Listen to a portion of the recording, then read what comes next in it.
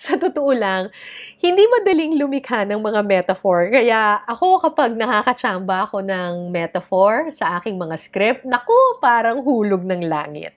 Tulad ng dokumentaryo naming Uuwi na si Udong, tungkol ito sa buhay ng mga sakada o sugarcane farmers.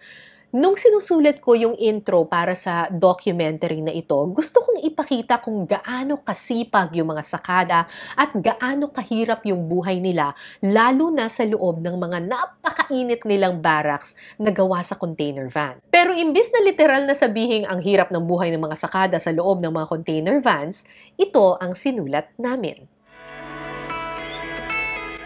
Tulog pa ang umaga, gising na sila.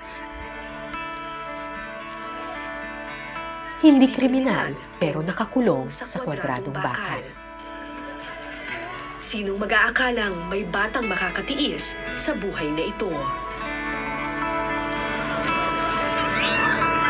At pagdating sa ekstro, ginamit namin ang simbolismo ng tubo o sugarcane para ilarawan ang mapait na buhay ng mga batang sakada. Mga batang nagpapanggap na matanda, nilalagpasan ng kamusmusan, tumatanda, singbilis ng tubo sa tubuhan. Dahil matamis man ang tubo na kanilang inaani, mapait ang kapalaran ng mga batang ito.